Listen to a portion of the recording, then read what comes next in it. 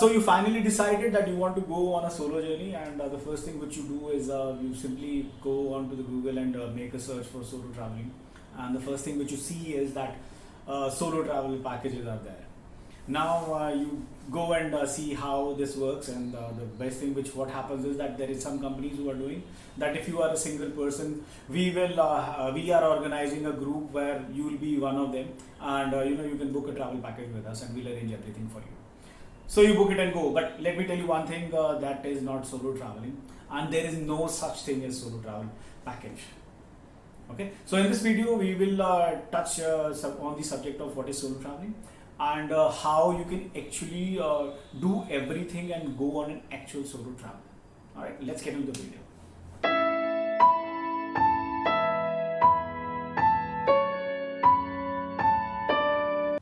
Okay, as per the dictionary, what is solo traveling? If you give a search, going alone is called solo traveling, of course.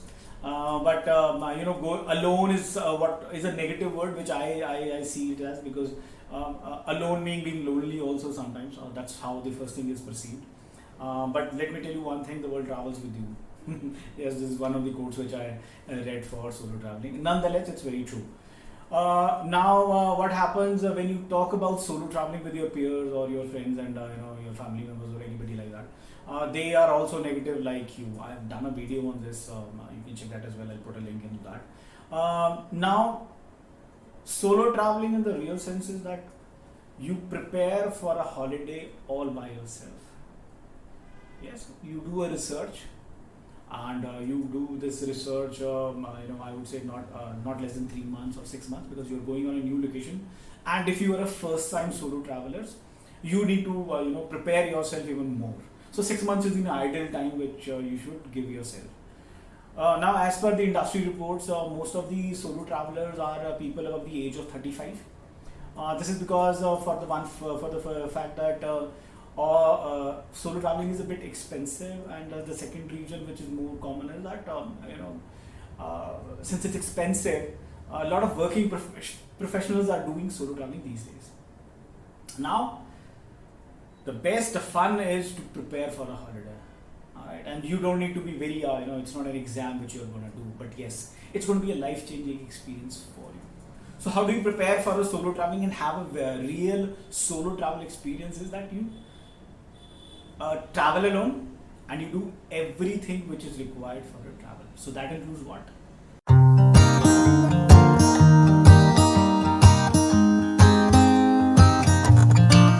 Hotel booking, flights, tours and activities, and visa. I know a lot of people freak out on visa and they realize that, hey, who's going to get into the visa? It's very complicated. Let me tell you one thing, it's not complicated at all. It's just about getting into it. Once you read it, trust me, you will understand, in a jiffy, okay? Now, another thing which you can do is that don't, start off with, hey, I want to go to US or you want to go to European countries. Let's stick around as an Indians, and let's try Southeast Asia. So we have all the options of Thailand, Bali, Dubai, Malaysia, Vietnam, all these things. So here, even the visa processes are simple enough for you to get it done. Now I'm starting off with visa because this is one thing which I feel I learned it in one go. In my first solo travel which I went, which was Thailand of course, and I did a thorough research. Thailand visa was on arrival. Even then, people are scared of what kind of a form or what I have to fill over there, and then I will be rejected. Trust me, you're not going to get rejected. It's a one-page form, and that goes for Vietnam. Bali is anyway, you just have to walk through the gates. That's nothing. So anyhow, now the thing is that you start your preparation 6 months in advance, and you do have an outlook, an itinerary. Itinerary is nothing but the outlay of your travel. And as a solo traveler, if you really want to get into solo traveling, okay, you have an idea, hey, I want to go there, but you find something else over there which was nearby, you can always go over there, because you are not going with anybody, you are not dependent upon travel agents, so you are free to roam. Yes, so you start doing those. You have some idea, say, okay, these are the famous places to go in this particular country.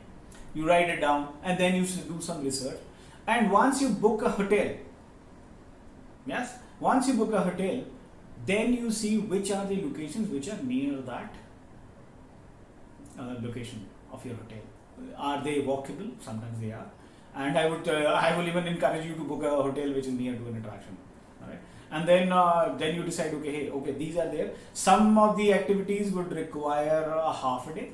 Some activities are longer for a day. Right. So you have to decide on the fact that, okay, if I have to go for a one-day activity, maybe you need to go early. And if you are doing 2-3 activities, and what are the best routes? Google Map is the best help which you can get, and always give a search from your hotel to that particular location. This will help you a lot. Now, as far as the airlines are concerned, there is no rocket science over there. But yes, do choose a flight. How to choose a flight, I've done a video on that as well. And what kind of timing you should choose as a solo traveler, so that you match the hotel check-in and all this. So you check out that video. So it's not a very big deal. I use Skyscanner because it gives you a cumulative search for all the people who are selling air tickets. Yes, so it is going to give Make My Trip, Go IB Go, and whatnot. Alright, it's going to accumulate every website which is selling air tickets. They will show the results of that, and whatever cheaper you find out, you go with it. Okay, that takes care of your holidays, and that takes care of your airfare and the airlines, and then activities you can always choose and see what are the you always get that search top 10 places to see in that particular country, which is easy. And then you also see that do a research or see videos of people who are actually gone there, the YouTubers. They have a different perspective of that particular place. You don't have to be always touristy about the place.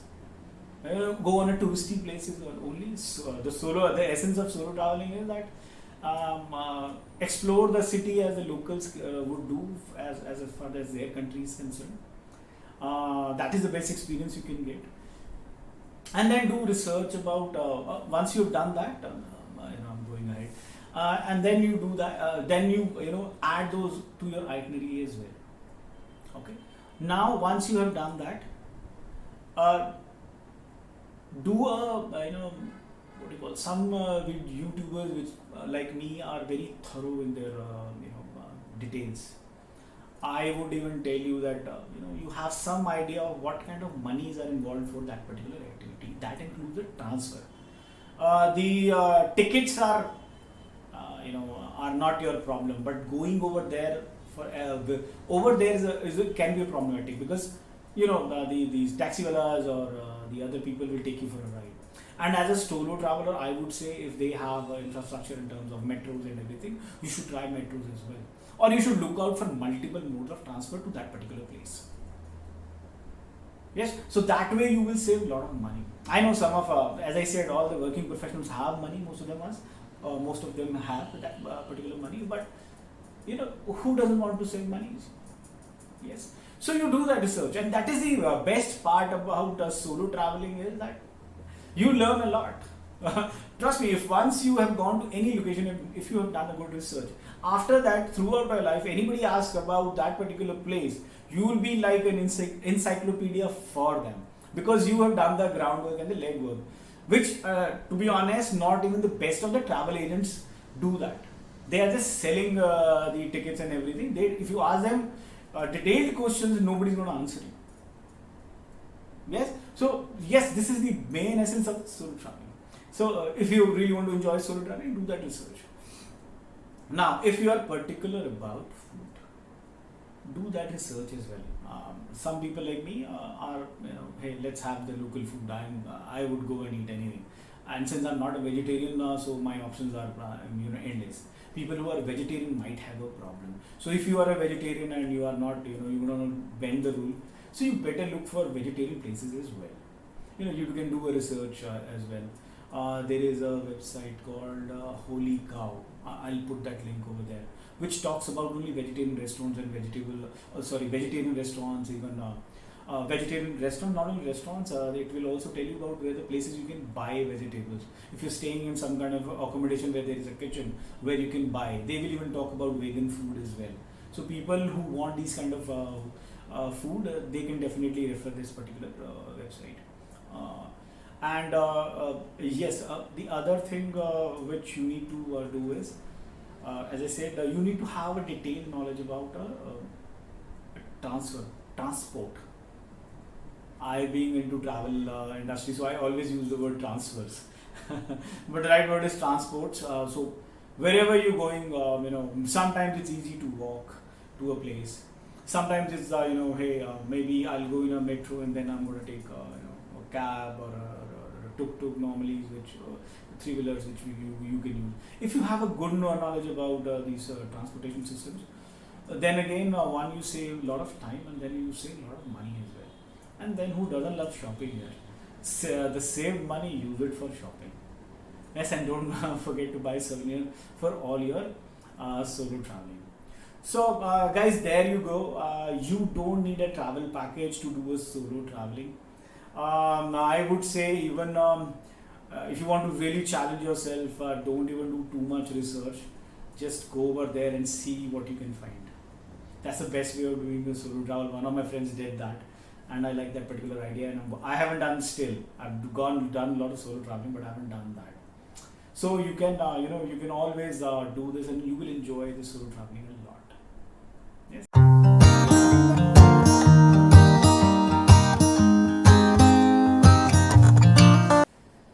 Guys, you can learn solo traveling. Yes, you can definitely learn solo traveling. I've made a course out of it. Yes, I'm selling the product. And if you really want to learn solo traveling, you can learn it on solotravelershub.com. Just go over there. I put the link down there. Just follow the path. Yes, there are some monies involved into it, and trust me, it's not expensive. It's worth every money, and you will recover your money within your first travel. So I'll encourage you to do that, and it will guide you from starting from your home to landing at that particular country which you're going, and how you're going to survive that, or how you're going to move in that particular country and enjoy solo traveling, and how you will come back safely back to your house. It covers everything. So do check it out. I'll see you in the next video, guys. Thank you. Namaskar. Guys, you can learn